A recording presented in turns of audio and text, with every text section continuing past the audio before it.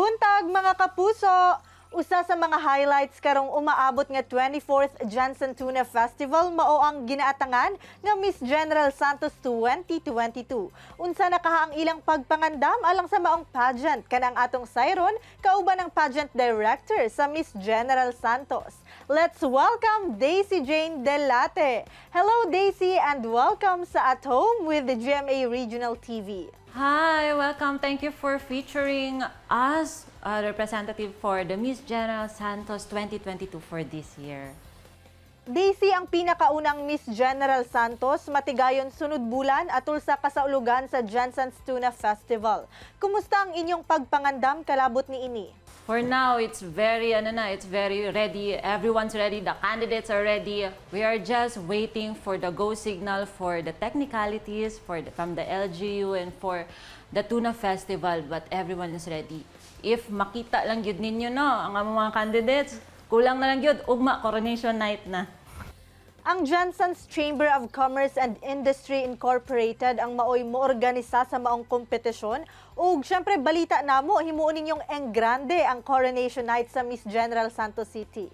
Dili man may magpahambog but naadira among direction. The General Santos City League of Events Organizer will be the partner of the Chamber of Commerce for this year's Miss General Santos. Actually, they are the member also of GSC Chamber.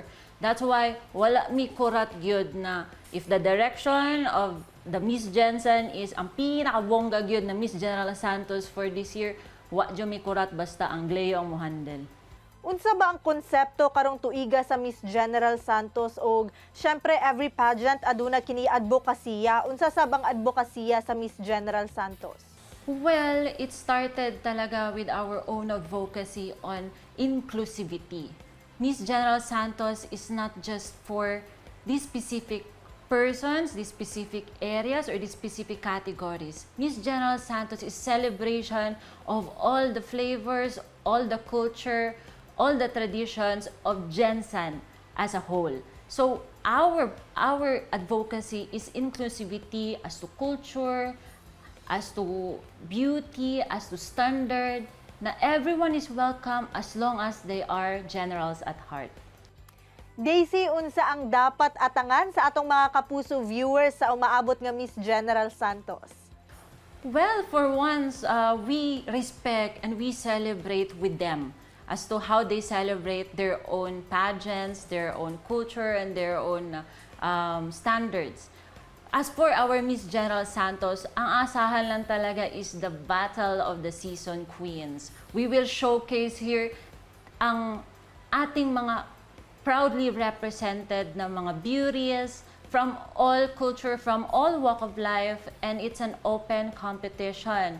Meaning, if you are a general at heart and you are willing to bring General Santos City to the national arena, this is the right pageant for you, the search for Miss General Santos 2022. And now, please invite all our kapuso viewers nga suportahan ug atangan ang Grand Coronation Night sa Miss General Santos. Yes! Hello everyone! Thank you for having us. Please attend or please share with us and celebrate with us as we showcase to the world what is a true Miss General Santos is. That's gonna be in September. Please like our page for the Tuna Fest 2022 and stay tuned for updates, and we hope to see everyone on September. Daisy, salamat sa imong time nga gihatag sa At Home with the GMA Regional TV. We hope for the success of Miss General Santos. Daghang salamat! Thank you! Tutok lang mga kapuso, kay mubalik pa ang At Home with the GMA Regional TV.